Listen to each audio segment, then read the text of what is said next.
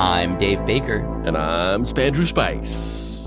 Welcome to Deep Cuts, the podcast where we pick a topic and walk you through the ins, the outs, and the nitty-gritty so you can appear like an interesting and idiosyncratic person at your next forced social function. Today's topic is... The Prisoner. What was The Prisoner? Well, it was a British spy television show from 1967 that was created by and starred Patrick McGoohan. It followed a nameless protagonist, often referred to by just the number 6, as he was imprisoned in a seemingly small European village. The show, running a total of 17 episodes, has since gone on to become one of the most iconic and beloved TV programs ever to come out of the United Kingdom. Well, it's achieved that level of esteem after the viewing public calmed down after the highly controversial ending of the show, which caused McGoohan to dodge death threats and go into literal hiding.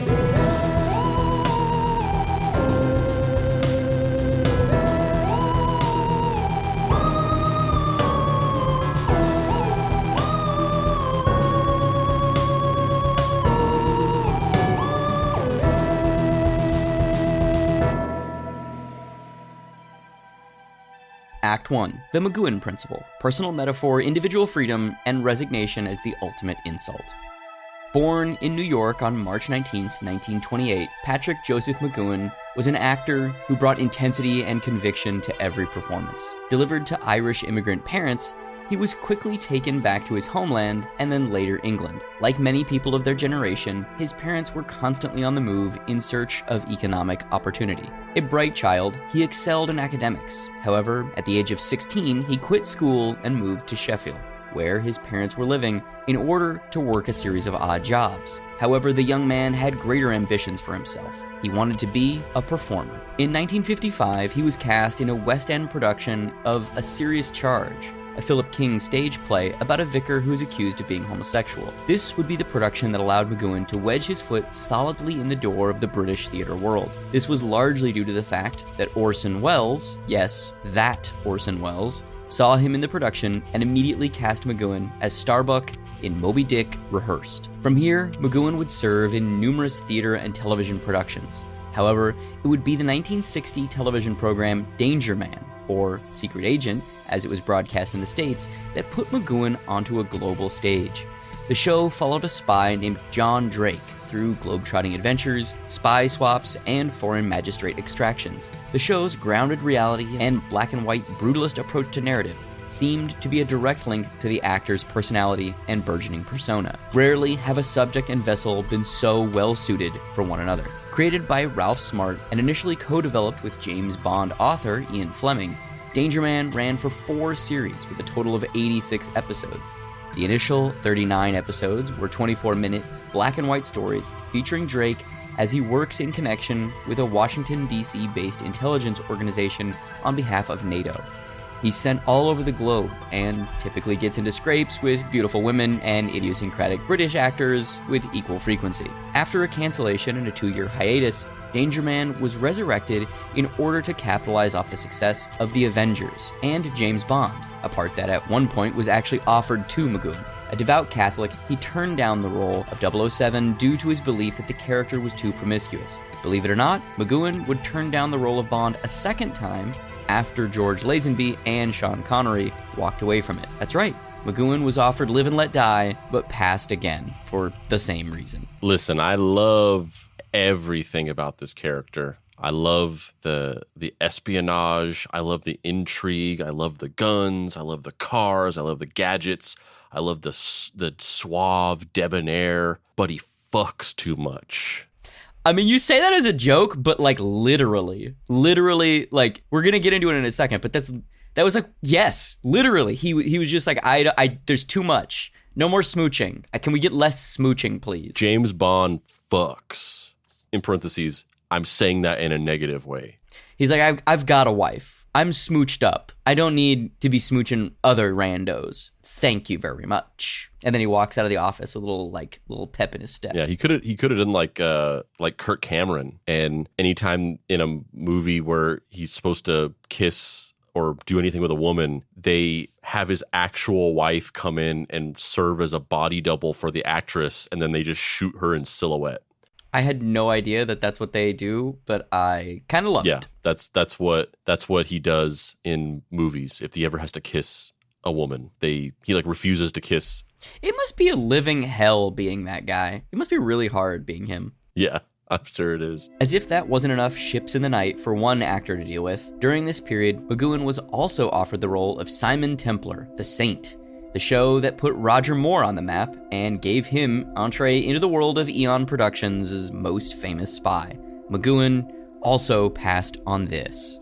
There's another thing that strikes me about this, which is like, and we haven't even gotten into The Prisoner yet, which is, as we'll get to, sort of like the ultimate realization of what I'm talking about, which is just like wildly creative and unique works of idiosyncrasy as pop art. But just the idea that like during this time period, like during this time period of like the spy craze, whenever everyone got obsessed with spies and espionage, or like when people got obsessed with ninjas and they made all those weird like straight to video ninja movies, like the Canon stuff. Ninja 3, The Domination. Yes, the idea that during these periods of these like massive crazes and different things, that we got out of that, we got things as like sort of interesting and unique and idiosyncratic as a show like The Avengers.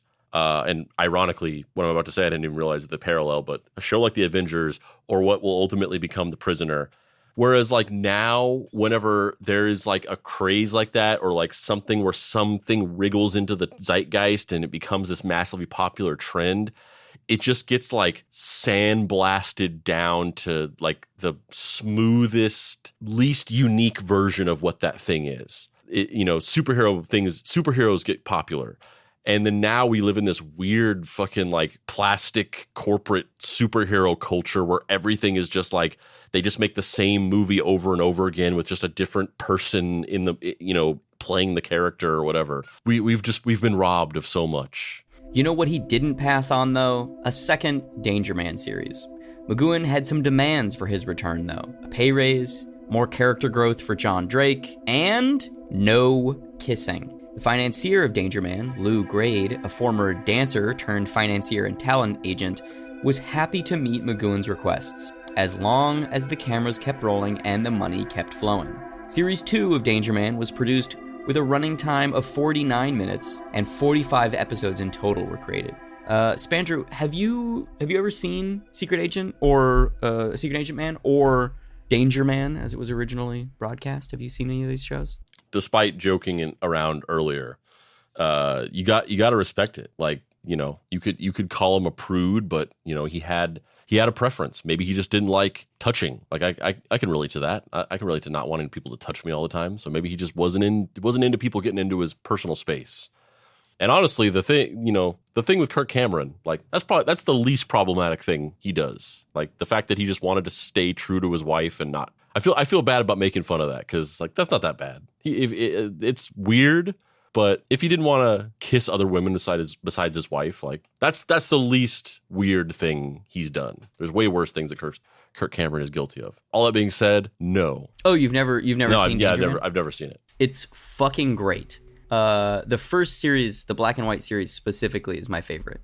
Yeah, let's watch the intro sequence to Danger Man, because it's fucking great. This will also be a running theme, but the character of John Drake is just Patrick McGoohan, and I don't give a fuck, because I love Patrick McGoohan so much that when he's on screen just being grumpy, I get instantly happy. He's just got such an intense energy, such a personal charisma, such a watchable face, and when he frowns, my frown goes upside down, baby.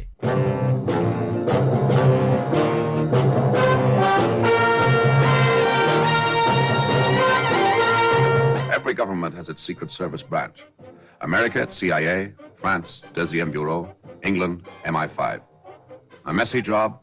Well, that's when they usually call on me or someone like me. Oh, yes. My name is Drake. John Drake.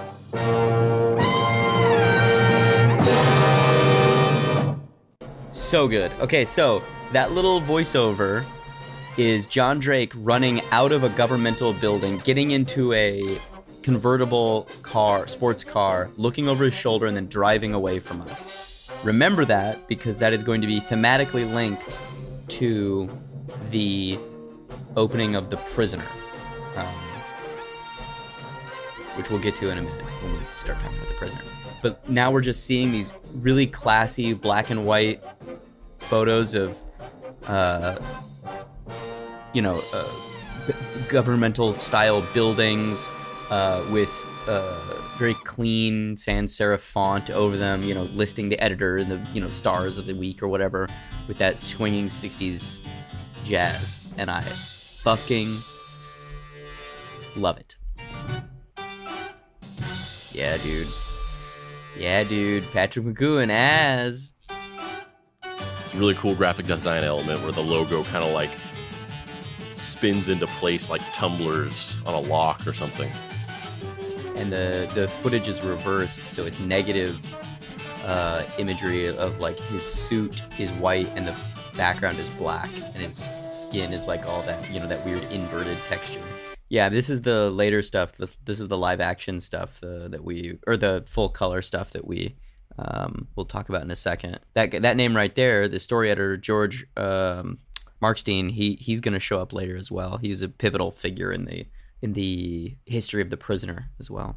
In 1968, another reboot of the franchise, still starring McGoohan, was attempted, this time in color. Only 2 episodes of this series were filmed, though, largely because McGoohan had had enough. He was tired of being John Drake. He was tired of the gritty realism that the show strove for. And he was tired of the fact that the show didn't appear to be pushing into anything deeper or more complex. Just an endless vista of prisoner swaps, code breaker jailbreaks, and espionage double crosses. Plus, I was in my dressing room the other day, and a woman came in, and she asked me to give her a little kiss. I'm done. I'm finished. McGoohan went to Lou Grade and informed him that he was quitting. He was resigning. Grade, eager to make McGoohan happy, inquired if there was a way for them to continue working together. Was there a project that McGoohan was itching to make? And McGoohan informed him, yes, he had an idea. That idea was The Prisoner.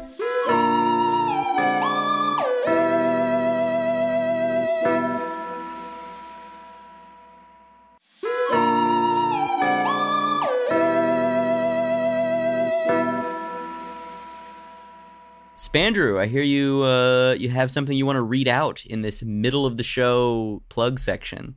Well, that wasn't quite the segue I was going to set up, but sure, let's just jump right into it. I was gonna do like a prison related pun, but guess you can't have them all. It's too late. We're in it now, baby. Let's go. Let's do it. So, as promised, recently the members of the Discord hit over 500 in the counting game, which all of you care about and know what I'm talking about that aren't in the Discord, and you have any idea what I'm even saying. We basically we have this game that we play in the Deep Cuts Discord, and I have a running agreement with everybody that every time they hit a new milestone of a certain number, that I will call out everybody who participated in that run on the show. And we recently got to over 500, and so I'm just going to go through and list those names off. And of course, once again, these are the Discord handles of the people involved, not their real names. So we've got Juniper, we've got our buddy Michael Lindquist, which I'm pretty sure was part of a violent conspiracy theory mob that destroyed the Mystery Treehouse at one point. And yet now he's just in the Discord hanging out. It's weird. We got Jay Bard, who is, of course, the creator of the Deep Cuts Discord, friend of the show, writer of the Mr. Rogers episode that is one of my favorites. Very good. You should check it out. We've got MC Paul Jims. We've got Ella with a exclamation point at the end. We've got Diet Beepus. We've got Andrew Bub, which I mentioned this last time I did this, but I did it without Dave around. But there's one of the listeners in the Deep Cuts Discord. His name is Andrew Bub, and I've always just assumed that his name was just like Andrew Bub. Like, I didn't think that was his real name, but I thought that it was just like that was his handle was just Andrew Bub. Like that was like Bub is like part of the name, or it's his last name or something. And I realized the first time I did this, the first time I read these names off, that there's a comma after Andrew, and it's supposed to be like Wolverine saying his name. It's supposed to be like Andrew Bub. And I didn't realize that until I read it out loud the first time. We got Lawful Neutral Lewis. We got Crash Underride. We got the murderous psychopath Mike Miller, who once again is just somebody who's tried to kill us before and is just hanging out in the Discord, casually playing a number counting game. We got Metroid Fan 808. We got the Duke of Warsaw, aka Louis Paggi, who is the writer of the SCP episodes and an upcoming episode as well. We got Regular Lewis. We got the Salzer Effect, Not Good, Professor Backwood, and last but not least, the person who both was the last person that participated in this 500 count run, but also the person that ended it by getting the number wrong and starting it over. Their name was Swag Dave. And whenever they ruined the game, I said, I regret to inform you that you have been removed of the rank and responsibilities of Swag Dave. You are now just Dave. And then they changed their name to just Dave. And then now they've changed their name to Yeah Nah. So they've completely shed the mantle of Dave entirely at this point, just in such shame at having ended this 500 count run. But yeah, that's everybody who participated in it. Yeah, let's get to 600 so I can do this again. Is there anything you want to talk about, Dave? Yeah, please come see me. I'm going to be at some comic book conventions. I'm going to be at Small Press Expo in Bethesda, Maryland, the weekend of September 8th and 9th, or 9th and 10th, whatever that weekend is. I'm going to be in Columbus, Ohio for Cartoonist Crossroads Columbus, September 28th, 29th, 30th. Also, please pre-order my book, Mary Tyler Moorhawk. It's up for pre-order right now. Amazon, Golden Apple, Target. You can get that shit at target.com, which is fucking crazy to me. Like, you know how whenever Pride Month happened and Target had that controversy where they had the Pride stuff and then people were going to the Target and they were going in and filming and like ripping it off the shelves and throwing it down and being like, this is what they want our kids to have. I'm going to do that, but with your book. I'll take it, man. We can use the press. I hope it becomes a scandal. I'm gonna write a rap song about how you're indoctrinating children to love fucking cute robots and girl detectives. Yeah. I encourage everyone to pre-order the book and then film themselves burning it and then go out and buy another book. That's what I encourage. Please buy 2 books, even if one of them is burned. That would be cool. I would like to sell everyone to maybe 3 books. Oh my God, do you guys want to buy 5 books? That's fine. All joking aside, I mean, I don't really care about going and buying like a fucking rainbow sweater or whatever. Like, that's not something that I was like in the market for. If there was like a huge hate campaign against a comic and there was a bunch of like right-wing conspiracy theorist crazy people going in and burning a comic book that was on sale at Target, I would absolutely go buy it. Like, that would be the best commercial for me of all time. Yeah, Mary Tyler Moorhawk. It's available now for pre-order. Comes out February 13, 2024. Please go pick it up. Thank you. Fight the real enemy. Act 2, Be Seeing You. Set in an idyllic yet strangely surreal seaside town, the show follows a nameless spy, often referred to simply as Number 6, as he quits his job, attempts to flee England, and then wakes up in The Village, a retirement community for members of the intelligence trade who are too valuable to release into the wild, but have moved past their peak years of usefulness to the various global superpowers at war for control of the planet.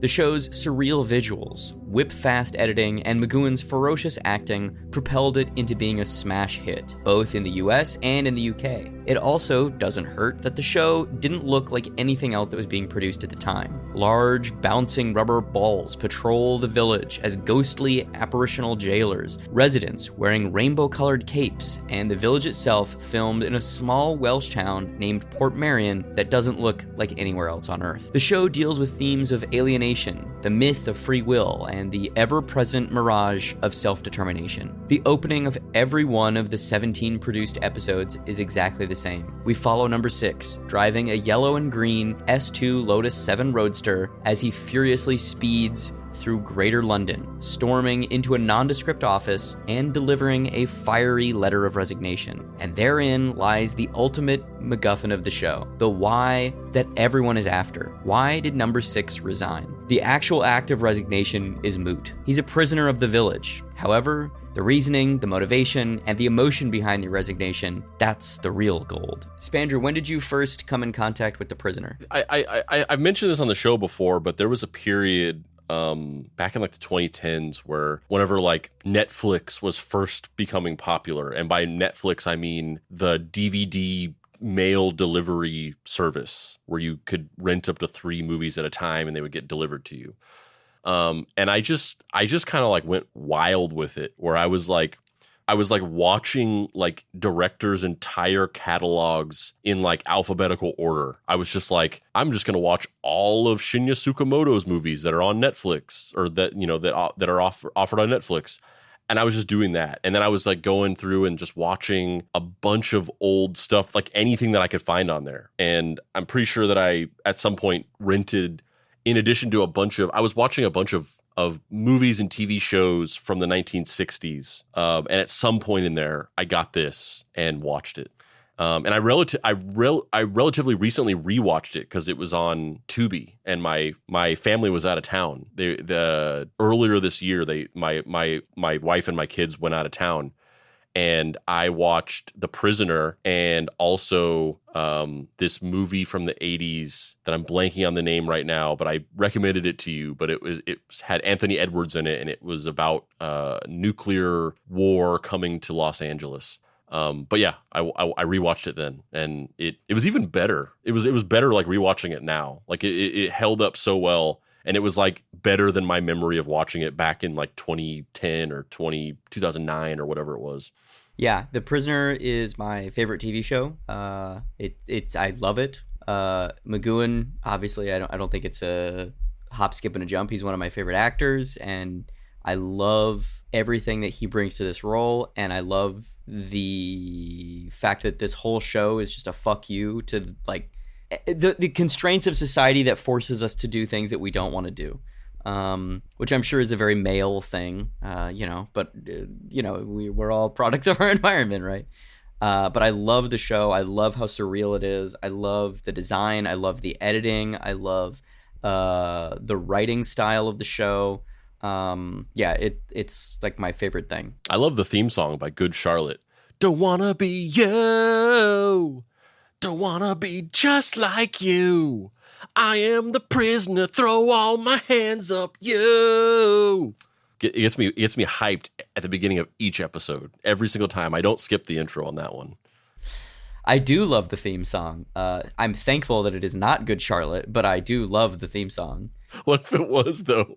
What if you just like went back and watched it and that was the theme song? And you're like, did they add this? Did they change this, or was it always like this? Somebody, the Lou Grade estate has decided they're going to George Lucas it and add that as the new intro to every show, and they're not going to release the original song. Yeah. And that's like, it's the same George Lucas thing where they're like, this is what it always was intended to be. And now that we have modern technology and those beautiful Benji and whatever the fuck the other one's name is, brothers, now we can finally give you The Prisoner as it's meant to be seen. Yeah. Benji and Joel? Joel, yes. Yes, it's Joel. Benji and Joel Madden. Why do I know this? I don't know. I love The Prisoner, and I'm obsessed with The Prisoner. The Prisoner is a primary influence on my favorite comic book of all time, Casanova. I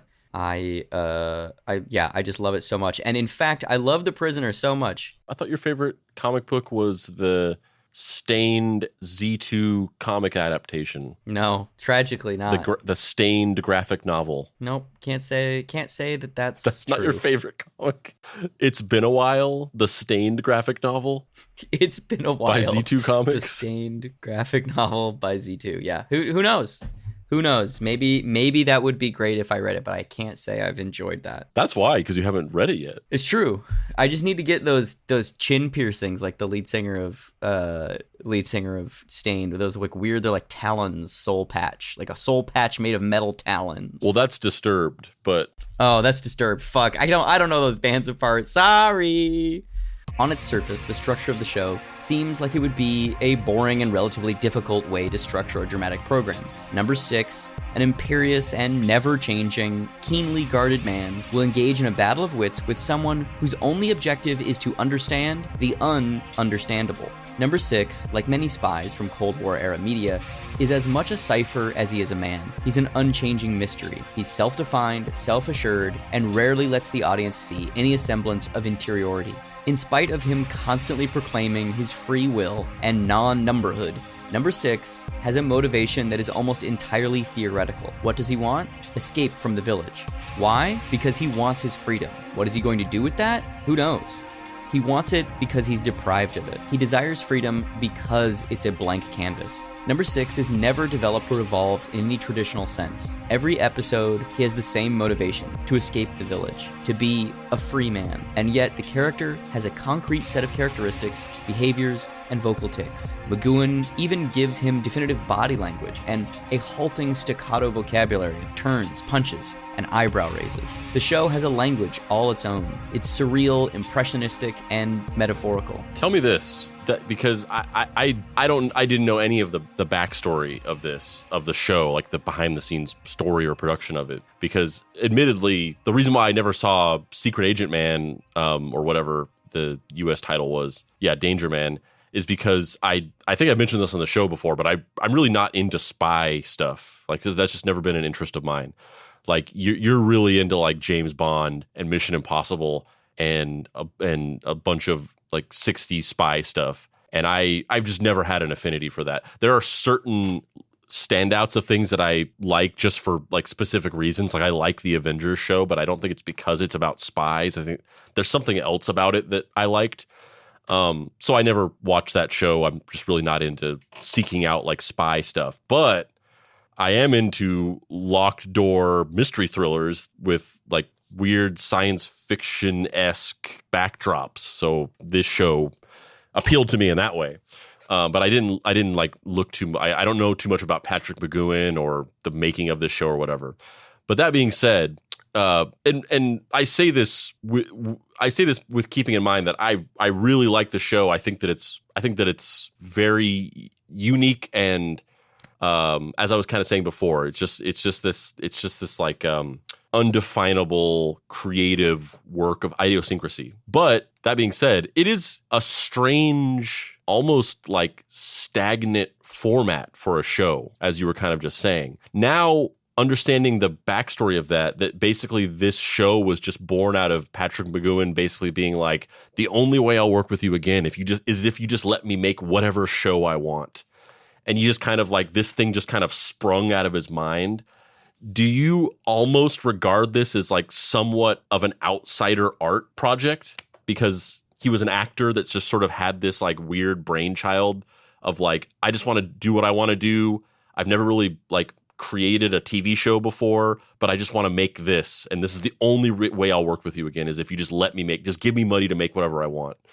Sort of. I don't know if I'd phrase it as outsider art. I'd say it more kind of like, do you know the sports term heat check? We talked about the heat check on the Baywatch Nights episode, which, to be fair, was 3 million years ago. And then we went on a very long hiatus. Yeah. So I feel like this is a heat check. Like, this is McGoohan. At this point, he's the highest paid actor in England. Like, he can do whatever the fuck he wants. He doesn't need to do this. But the allure of money, the imprisonment of commitment, social obligation, he has responsibilities in his real life. He has a daughter, a wife. It keeps him there, right? And I think that this is him simultaneously asking to be let go. Like he was like, yeah, I'll do it. But also, I don't think this is ever going to really happen. And then when it does happen, he's just so all consumed with the idea of freedom and creating something that is 100% his vision that, as we'll see, it sort of bites him in the ass, but also that biting you in the ass in that moment is what makes me love it 50 years later. You know what I mean? The bite in your ass is the smack on mine. I'm just trying to get Patrick McGoohan to eat my ass. So I don't know. Yeah, I don't know that I would say it's an outsider thing because it's not like he doesn't know what he's doing. All of these are very delineated decisions. Yeah, of course. You pick up writing skills and directing skills from just being on set, especially when you do it for years. Especially because the show gets more surreal as it goes on. Like, there's so many aspects of the show that are like the episode Free for All, which is about staging of an election. Like, that's not something that's just like, let's string together some kooky visuals and like make a metaphorical point. Like, it's very expertly delineated and manipulative in the best way. I think the show is a masterpiece, and I don't use that word lightly. Yeah, I recently, and you've seen this, but I made a video on TikTok that went kind of viral.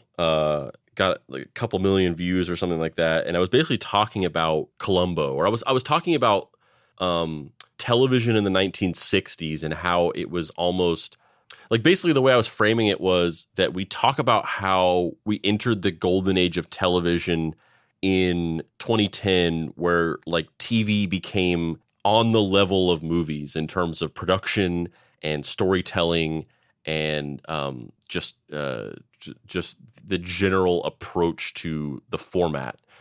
And I was kind of talking about the fact that same thing happened in the 1960s, where you had shows like Columbo, where every episode of Columbo was like this auteur filmmaker's like own masterpiece. Like, every episode of that show, it feels not only like it's a movie, but it feels like it's like the singular vision of that one director, like, you know, Steven Spielberg or, you know, all the other directors that worked on that show.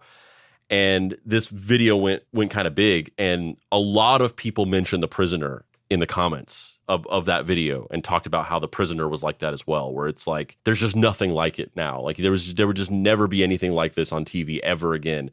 There's weird stuff that comes out on TV, and I'm not trying to sound like a nostalgist or like an old head or whatever, but everything is sort of slotted into some kind of format of like, you know, is it this type of thing, or is it this type of thing, or can it be spun out into a cinematic universe, or, you know, is it something that we're going to release in, you know, all 10 episodes at once and, you know, design it algorithmically to be bingeable or whatever.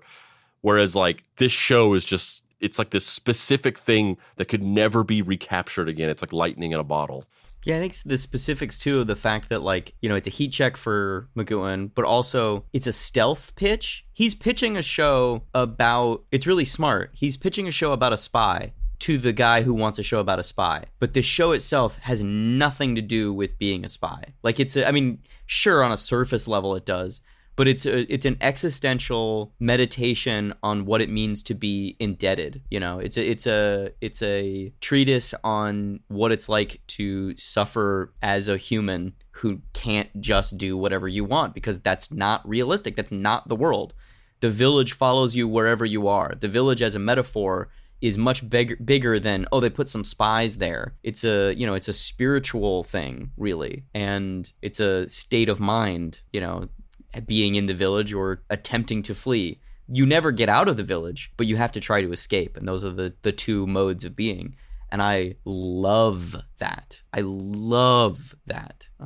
Yeah, it's fantastic. This approach to narrative flows over into how McGoohan and writers like George Markstein and Terence Feely approach number 6's continuing characterization. The titular prisoner is like the Buddha. He's an aspirational figure, someone of superhuman intellect and willpower. He's an exemplar for the audience. If we were in his shoes, we would have resigned ourselves to the fate of living out the rest of our lives as villagers. But not him. He's above that. His true ability is his conviction. As successive number 2s attempt to sway number 6 with every known vice, women, power, money, safety, they all fail. You name it, and number 6 overcomes it. This is something, you know, recently I rewatched the whole series when I was in England. And I don't think when I watched it the first time, I really internalized how much of a tabula rasa the prisoner is. Like, in my memory, it's like, oh yeah, he has a backstory and he has like personality quirks and like, you know, things about him, and he really doesn't. And that's kind of why he's so great, because as I wrote about earlier, you know, the prisoner's quirks are McGoohan's physical body language. It's McGoohan's ego. It's McGoohan's lack of humility in certain instances, which would normally, you would probably want to impugn someone for their rampant, egotistical behavior. But in this instance, that like, wall of ego is the only thing protecting individuality from, mass assimilation, which is, again, such a fucking cool, weird metaphor, Like, I love, and I don't know that I agree with all of McGoohan's metaphors, and I don't know if I agree with all of his political statements, because he's definitely said stuff that is in the show 100% about, like, the advancement of technology is evil, humanity needs to be more separated, once we become more homogenous and globalized, it's a bad thing. And those are themes that are just in the show, period. I don't know that I agree with all of those, but I love that this guy is making that through this show, and it is completely undiluted his vision. Yeah, plus you love getting smooches. Oh, yeah, totally. 100%. Oh, yeah. Even in his dreams, like in episode A, B, and C, number 6 outsmarts number 2. Despite being regularly drugged, brainwashed, and tortured, the character is rarely out of control. Does he always come out on top? No. The village is ever-present and virtually omniscient, and it has a cruel sense of humor, as showcased in the episode Many Happy Returns, where they let him escape, flee back to England, and organize a search party to go back to the village and free everyone, only to be double-crossed and marooned there, with the ultimate twist that the whole 25-day sojourn was the new number 2's birthday present to number 6. A cruel twist of the knife as a means of saying happy birthday. I think that's my favorite episode. Is that your favorite? I was just going to say, I don't know what your favorite episode is, but this is always a strong contender. Is that your favorite? Yeah, I think that's my favorite episode. I loved that. And it's like, and I think that's the thing that changed from like when I first watched it, and when I rewatched it, I didn't have a lot of memory of like the show. Like I kind of forgot a lot about it. But when I rewatched it, there's like parts of it that are genuinely funny, like that I was laughing out loud at, which I didn't remember that from the first time I watched it. And this episode is funny. Yeah, when they get, especially because the episode feels so different than the rest of the show. Like they use sets, they don't just shoot at Port Marion. They have him like jumping onto a boat, fighting pirates, stealing boats, going to England. Being in England, he's free. He has escaped. He's dealing with like English GI dudes being like, this is where it is. This is where the fucking village is. I know, I was there. God damn it, we gotta go back. And he convinces them to go back. And then that's the twist, is that they know he was gonna do this and they fuck him, is so fucking good. It just, even though I know what's happening, I've seen that episode, I don't even know how many times, but I've seen it so many times. Every time the new number 2, the woman number 2 walks in and says many happy returns holding that cake, your stomach just drops. It's just so brutal. Yeah. I think that was my favorite episode of the show for sure. We're about to talk about my favorite episode. So I think that was also like the first episode where it clicked to me like what the show was, because that's like what is that, episode 3 or 4 or something like that? It's like 5 maybe, 5 or 6 maybe. Yeah. I was into the show prior to that, but I think and once again I think this is maybe like the brain trained on like Damon Lindelof plots or whatever, where you're just like expecting it to be like this thing that unfolds into this thing where you get all these answers and all this stuff, which that's not really what the show is, right? But that's just like what my brain is trained to think of. I think that was the first episode where it clicked to me like what the show was, which was like, everything you're saying. It's just like, it's like this weird Kafka-esque Sisyphusian task of a man just trying to escape from something and then just being like thrown against like folly after folly, and you almost get like it's almost hypnotic. The futility of escape is like hypnotic, and I think that was the episode where it clicked for me of like, oh, that's what this is. This isn't a thing where we're trying to find an answer to something. This pessimism and bleak sense of humor runs through the whole show, perhaps best exemplified in the episode Free for All, which serves as an indictment of the performative nature of democracy that so many first world countries engage in. How the systems and levers of power require an opposition, and when there isn't one, the ruling class creates one. The more fiery the opposition, the more they can press their thumb down on the masses. In one scene, Number 6 is shouting through a bullhorn at a throng of people about how they need to rise up and attempt to take control away from Number 2.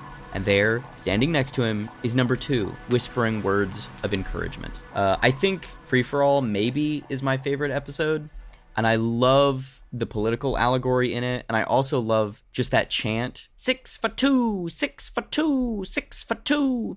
And I love the little parades that they do around the center square in Port Marion, where they've all got those little 6 for 2 banners and sandwich boards and stuff. It's so fun to see everybody out wearing those rainbow capes and chanting and, being controlled. And the fact that he ultimately wins and becomes the new Number 2 and can't dismantle the system because Number 2 is a mechanism of control, not an actual person who's in control, is so fucking brilliant. I love this show. I love it so much because every episode, I know, look, you're laughing at me, but it's so awesome. It makes me infinitely excited that somebody was able to trick the system into making this thing. I don't know. Is that what you're laughing at? Or are you just laughing at that I just keep saying I love this fucking show? But also, I mean, you're excited for the series finale of Young Sheldon, though, right? Oh man, dude, I'm excited for the post sequel, Old Man Sheldon. They jump forward to Old Man Sheldon. That's almost the opposite of this, where it's like, how did somebody trick the system into making Young Sheldon a show that I thought was going to get canceled after 3 episodes because it's such a stupid idea, and then it went for 7 seasons. They're printing money out there, man. Printing money. Yeah, for the record, when I was in England, whatever it was, a couple months ago, I was like, what do I want to do while I'm here? I want to go to not England. So I booked some train tickets and I went for a 6-hour train ride to Port Marion, Wales. And I stayed in Port Marion where they shot The Prisoner for 2.5 days. You can live in the apartments in the village. You can stay there. They have both a hotel, or you can just stay in the little villas where everybody lives in the show. And it was the craziest experience of my fucking life. It felt like going to Star Wars. It felt like being on the bridge of the Enterprise. It was the craziest fucking thing. Because there's nothing out there. There's nothing out there. So you walk in and, you're kind of walking up this little path or whatever, and there's some fucking sheep. Dude, there's so many fucking sheep in Wales. So many fucking sheep. So we're walking by these whales. We're not walking by whales. We're walking by sheep. And there's this building called the Castle, which I think is sort of an old castle, but I think it just looks like a castle. It's not really a castle. Or maybe it is. I don't know. And you check in, and the castle in the show is the hospital. So whenever they take somebody to the hospital, or the episode where they brainwash him, that exterior is where the main hotel and dinner place is. And you can stay there if you want. But I didn't want to stay there. I wanted to stay in the village. So we check in and they're like, okay, you want a little cart ride? We'll give you a cart ride down to the village. And we're like, nah, it's okay. So we walk down and it's, like a 15-minute little walk along this winding path. There's all these trees, birds are chirping. It's nice. And you get to the front of the building, you get to the front of the village, and it's these 2 guard towers. And on one of them there's a little, those stick things that are at guard towers that keep cars from going in and out. There's that thing, and then there's a big sign that says, Port Marion, Wales, be seeing you. And I almost started crying. I was like, I cannot fucking believe that we are about to walk into the goddamn village. This is so fucking crazy. So we walk up this path, and there's this big archway, and you walk through the archway, and then on the left-hand side, there's a bronze life-size bust of Patrick McGoohan in an alcove. And I almost died. I was like, this is the craziest fucking thing I've ever seen. And I made Nicole take, every time we walked by that thing, I made her take a photo of me. I think I have, 25 photos of me clowning around with that fucking bust. I got one where I'm smooshing him on the cheek. I got one where I've got my arm around him like a sitcom. I've got the first one of me, I'm like, we had just come off the train and just walked for whatever. So it's like, broad daylight. So I'm like wearing sunglasses and smiling this like giant shit-eating grin because I just can't even believe we're here. You walk down a little bit further and then it's the village. It's the semi-horseshoe shape with the fucking chessboard in the middle. The chessboard is still there. You look to the right, and it's the city hall, where it's that big domed shape where number 2's office is in the show. You go up there. I mean, you can look in. There's just these giant windows, and there's nothing in there. It's like a room with a bunch of paintings. There's somebody selling like paintings or whatever. They've turned the exterior of his old apartment into a gift store. So you can go in there and they have a bunch of dumb shit you can buy, which I fucking did because I'm a rube and I'm a mark and I traveled all the way here. You best believe I bought myself a goddamn villager cape. You best believe it, Spandrew. I fucking bought that villager cape, went around, took a bunch of dumbass photos with me being a goober wearing a fucking prisoner cape in front of Port Marion. You best fucking believe it. That's funny because I didn't believe it because that's actually what I was going to say is that when you told me you stayed where they shot the prisoner and you got a cape, I thought you were joking because in my mind, I was like, the prisoner is not a big enough pop cultural force that they would have an actual tourist attraction around it. Like, I feel like that would not generate a significant amount of revenue, right? So in my mind, I was thinking about that like in that episode of The Simpsons, whenever they go to Planet Hollywood and they have all the memorabilia and stuff on the walls. And then Homer's like, it's the actual Kane from Citizen Kane. And then Lisa's like, wait a minute, there wasn't a Kane in Citizen Kane. In my mind, it was just a joke. And you were just saying like, I bought a cape from the prisoner at the place where they shot the prisoner. I thought you were joking. And then you sent me a picture and I was like, they actually sell the capes? You would think they would sell the jacket, like the prisoner jacket. You think they would sell that. No, they sell the fucking capes, dude. And look at this. Look at that. Yeah. Got this shit in Port Marion. I'm holding up a mug that has the penny farthing and the number 6 on it. Got that shit in Port Marion. Fucking just out here being a tourist. And I don't give a fuck. It was so surreal. When we first walked into our apartment, I looked out the window and I'm looking out and we stayed on the right side of Port Marion. It's very small. Basically, the history of the town is that it was a rich architect, this dude named like Clove Herven. I don't remember his name. It's Clow something. I don't remember his name. But he was obsessed with Venetian design and he thought that Wales didn't have enough Italianate architecture. So he spent the last like 30 years of his life just building a town and like designing it to look like the Venetian style, like Venice.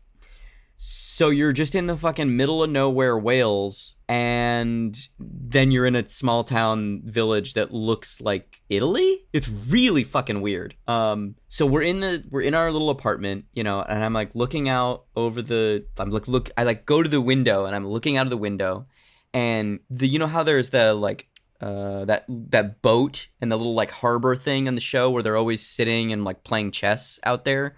So you can kind of like. The town is like a little horseshoe with that at the mouth of the horseshoe, and then there's like this inlet where water comes in and out, as the tide rises and falls. So I'm like looking out over the little inlet with the tide and everything, and you can see, the alleyway or the trough or whatever where people come in, and there's, we got there on a Saturday, it was Sunday, we got there on a Sunday, and so, there's all these people doing touristy stuff that are not prisoner people. They're just there to do touristy shit because it's like a kind of destination place.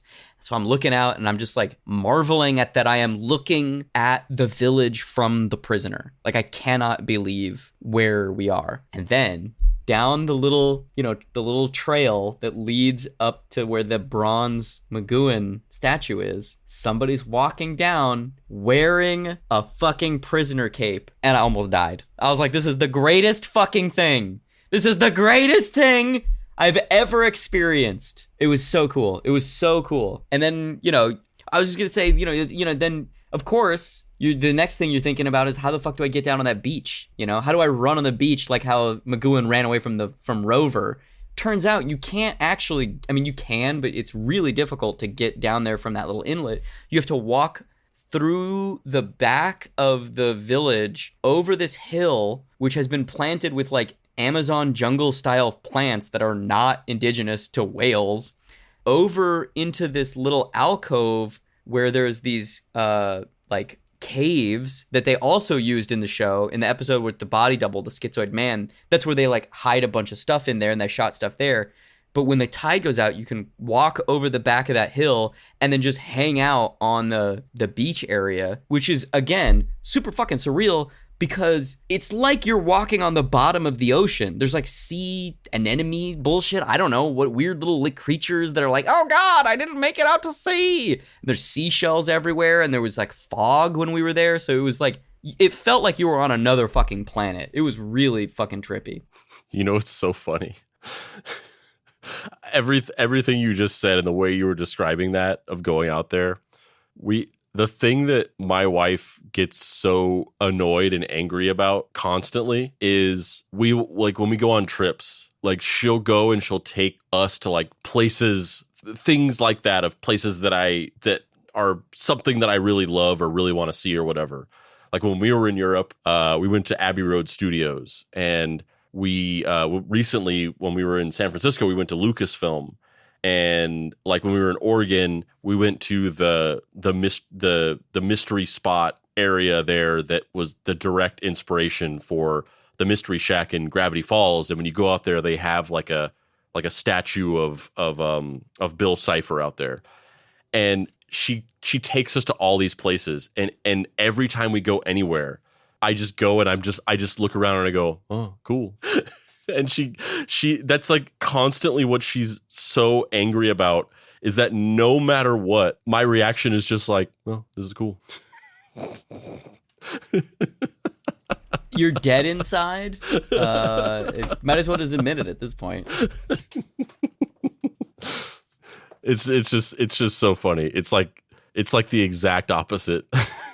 Yeah, it literally is the exact opposite, yes. The genius of The Prisoner is that the show is meant to be an indictment of the modern world. McGoohan felt that progress, i.e. technological progress, industrial expansion, and the increasing armament of global powers would ultimately destroy us all, and he wanted no part of it. This is represented metaphorically in multiple places in the show. The penny farthing bicycle, the fact that everyone has a number for a name, the fact that everyone is expected to wear a uniform of sorts. The average villager all wear rainbow-colored capes and carry umbrellas. The higher-profile prisoners, like number 6 and both number 12s, are all seen wearing suit jackets with colored lapels. The show and the village is a metaphor for how society has indoctrinated and brainwashed us into giving up our freedoms for supposed safety and security. The village is a real place where both number 6 and the countless other former intelligence operatives are being held captive. And it is also a metaphorical state of mind. The village is a system that keeps everyone in line, everyone working, everyone docile. And to resign from that system is the ultimate insult, which is why the key line of questioning throughout the show is, why did you resign? Man, Patrick McGoohan would have some disappointing things to say about the pandemic. I'll just say that much. Yeah, I think you're totally He'd have right. some childhood ruining remarks. Yeah, I think 100%. The phrase dirty scientists in Wuhan would have come out of his mouth 100%. For McGoohan, financial reward, critical acclaim, and an expectation of what an individual should do all seemed to manifest in a prison. Large movie roles, massive paychecks, and excess beyond imagination seemed to be at his feet throughout the 1960s. And he said no. He did not want to partake in that life. He wanted freedom, something that was in short supply. Obviously, this is a deeply emotionally resonant idea for McGoohan, the man, and McGoohan, the actor. The idea for the show, metatextually and on a personal level, is him being trapped in the hamster wheel that he feels he cannot escape. To him, the idea of doing more Danger Man was a prison, which is why the prisoner is John Drake. It's never said in the actual show, but he is. Yeah, so this goes back to what I was saying earlier about the opening of Danger Man with John Drake walking out of the government building, getting in a car and driving away. The opening of The Prisoner is him in a car, speeding towards the camera, driving into Greater London, storming into an office, and quitting, which is just one of many parallels between the two shows. And some fan theories and even theories by people who worked on the show other than McGoohan we'll get into later. But I feel like, as weird as it is to say, that opening dyad of him clocking out for the day, getting in a car and driving away, and him being pissed off driving into London and resigning, I don't think that's by accident. I think that's a pretty tangible link between the two pieces of media. Here's where McGoohan's genius truly manifests itself, though. He knew that the root emotion that he was feeling about being trapped, playing the never-changing spy archetype, was something that everyone could relate to if the idea was evolved and blown out to its maximalist degree. Sure, most people can't relate to the golden handcuffs of being a regular on a TV show and being the highest paid performer in England in the 1960s, but everyone can relate to not having their freedom and having the capitalist machine pressing you so hard against the wall that you literally can't resign because your whole life will fall apart. So there's only one option left. You have to resign yourself to accepting the newfound status quo. McGoohan knew that everyone could emotionally understand how we're all being manipulated, abused, and herded around through systemic levers of power, most of which are well beyond our workaday lives. That's what he wanted to make a show about how the human condition requires certain necessities, and that man's evolution from roaming bands of cavemen to agrarian villagers to a full-blown society only preserves one purpose: to assist those in positions of power. It's not an accident that the term the village is used to describe the prison that Number 6 is housed in. To McGoohan, this is where humanity went wrong and veered away from valuing individuals and started collating us and treating us like society chattel. And maybe he's right. I don't know how we survive without the interdependence on one another and larger industries, considering there are 7 billion people on the planet, but he's not wrong about the fact that existing in a world where your importance is reduced down to a 1 or a 0 on a spreadsheet can be existentially horrifying. But here's where The Prisoner supersedes the traditional boundaries of a cult TV show and propels itself into something more of a modern myth, an experimental post-narrative Dada-esque masterpiece. The ending. Have you seen the ending recently? Did you make it when you did your big rewatch? Did you make it to the ending, or did you stop after X number of episodes? Yeah, I don't think I watched the last couple of episodes. I don't think I made it to the end. Do you remember them well enough? Or are you kind of going off of your previous watch dim recollection? Just my dim recollection, which is honestly not great. Like when I was rewatching it, it was kind of like I was watching it for the first time. I was like, I don't remember anything about this. It's fucking trippy. Like, I love it, but I can imagine 1967 me being real pissed.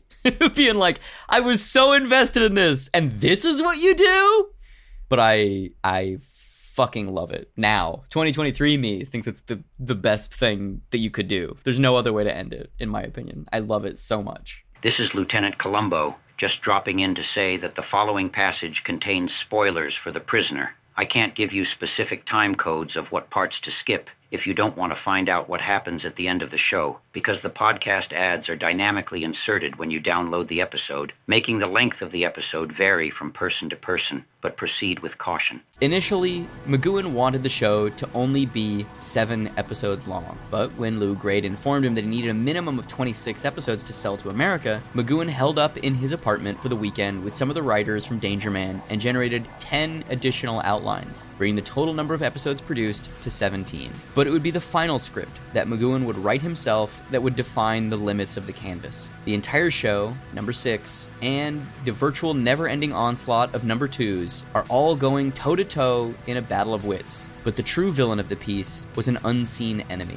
Number 1, the man above it all, the Machiavellian villain pulling the strings the whole time, or so we think. In the final episode, Fallout, we see a climactic scene where Number 6 finally confronts Number 1, only to reveal his face under the cowl and mask. At the time, this was the equivalent of the Lost ending. Everyone hated it. In fact, McGoohan has said in multiple interviews that he went and hid out in a cabin in the woods for a few weeks after it aired because walking around England was physically dangerous for him. However, the clarity of hindsight is a beautiful thing. Most Prisoner fans agree now that the ending is the best part because it seals the show as a piece of metaphor, not in a literal grounded reality. The surreality that the show dips into for the duration of its running time is now fully paid off. Every man is a prisoner unto themselves, remember? The ending shows us that we all make our own prisons. We all are in charge when and how we resign. The ending of the show propels it into a category that few television programs have even strived for, let alone succeeded in reaching. McGoohan's obsession of self-determination is a fable for the ages, one rooted in a keenly human eye and a fiery mind, and it came at great personal cost to the man. After the ending of The Prisoner, McGoohan never headlined another show in England. He would move to Los Angeles, where he would work as a character actor and director on many film and TV projects, but never as the star he once was. He risked his entire career to make a definitive statement, and the world just wasn't ready to hear it. And he was on a couple episodes of Columbo and Murder, She Wrote. If this metaphorical ending isn't good enough for you, though, this sequence from Fallout also paves the way to providing a far more literal explanation of what the village is and why the prisoner is there, and why he'll probably always be there. In James Follett's book about the prisoner's screenwriter and script editor George Markstein, another theory is put forward, one which has been largely adopted by the prisoner fandom. Markstein posits that a young John Drake once submitted a proposal for a way to keep former spies quiet, a hospitable way to let these intelligence community members live out their golden years. A village. See where this is going?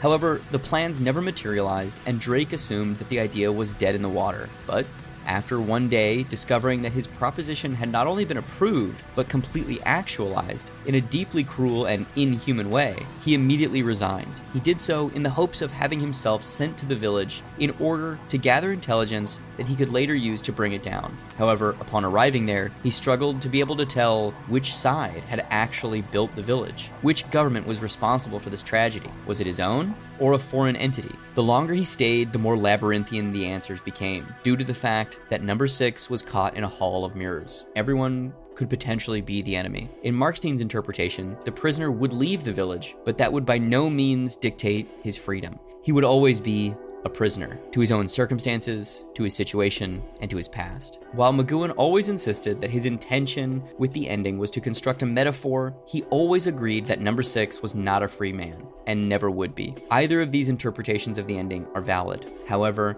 the fact that McGoohan constructed something that has such a refractory element to the story says more about him than anything else. The idea that we'll always be prisoners is underscored beautifully in the final scene of Fallout. After number 6 and the butler, played by Angela Muscat, flee to the safety of England and make it back to number 6's old house, it seems like our eponymous hero is going to be given a quintessential happy ending. He's going to be allowed to drive off into the sunset with his S2 Lotus 7. However, just as he drives off, the butler steps towards the apartment door, it ominously swings open, the butler steps towards the apartment door, and it ominously swings open, just like every other door in the village does. Even if you're able to escape the village, you aren't, because we all are the village. That ending is so fucking awesome. I get so excited every time they're like running across. It's so weird too, because the ending of the show is Angela Muscat and Patrick McGoohan running through the streets of England holding hands.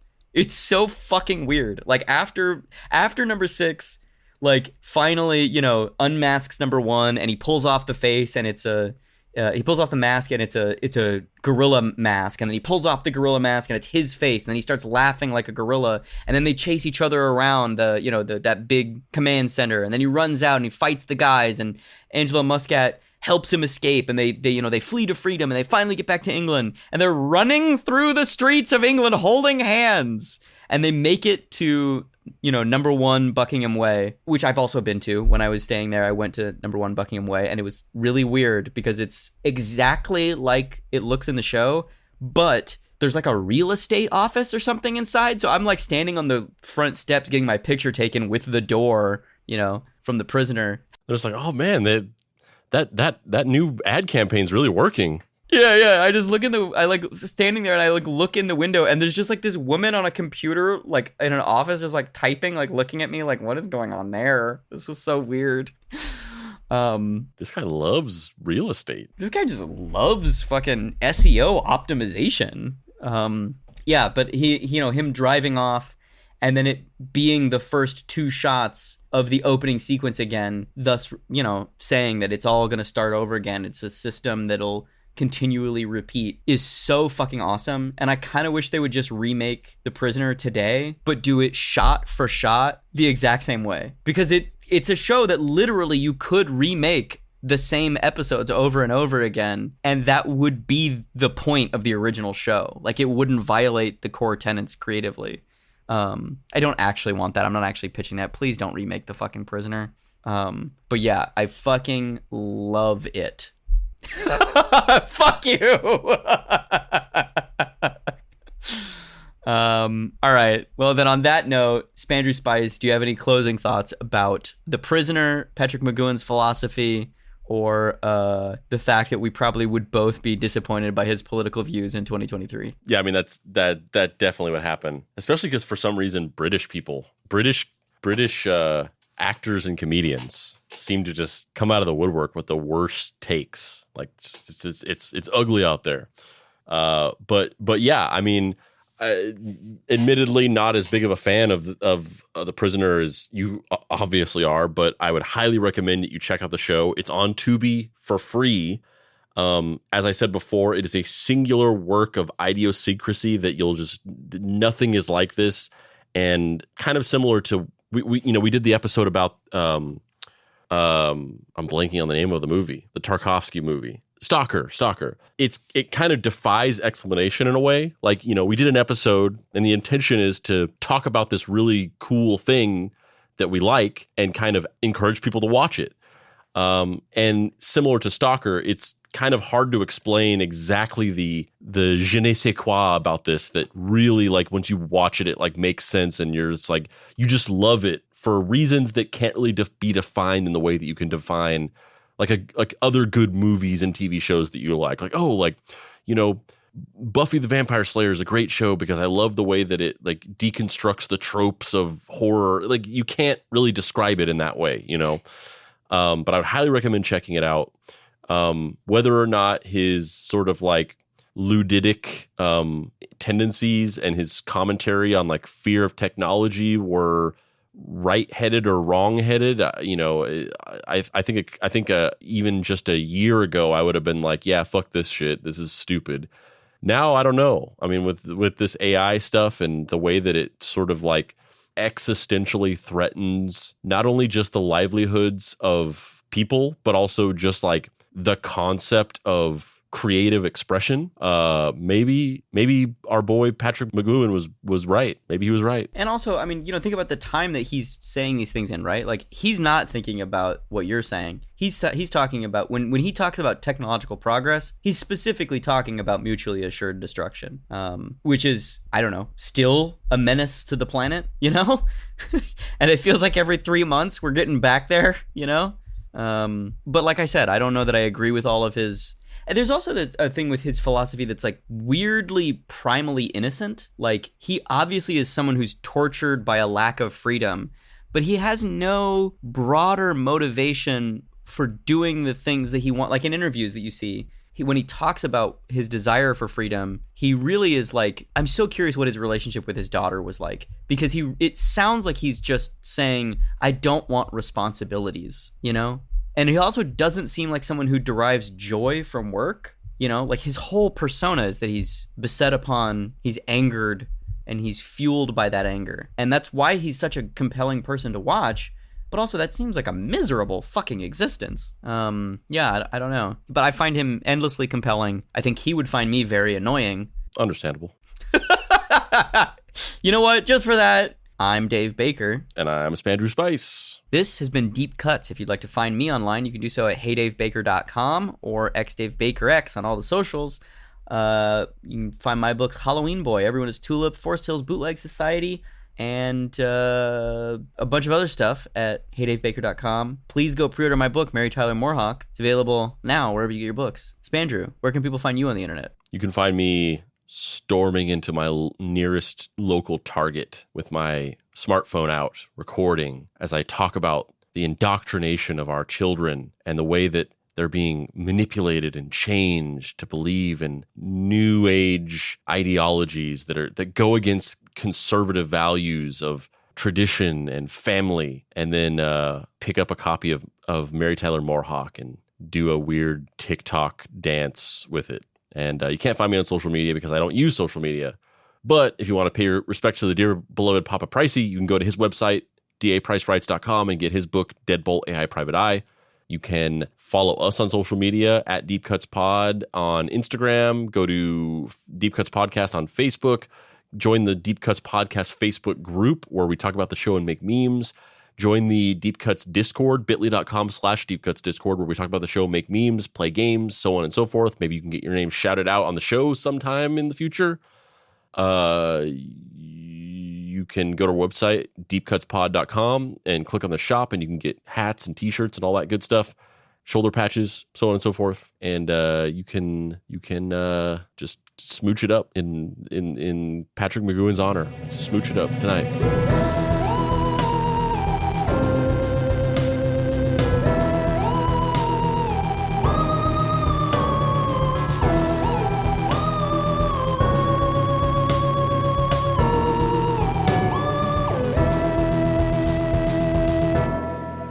Deep Cuts is a production by Boy Genius Media. If you'd like to find this show and others like it, please visit boygeniusmedia.com or deepcutspod.com. If you want to join in on post-episode discussions, please join the Deep Cuts Podcast Facebook group. Finally, subscribe to our YouTube channel for additional video content. The incidental music for this episode was created by D. Catalano, whose music can be found at wekeepoddhours.bandcamp.com.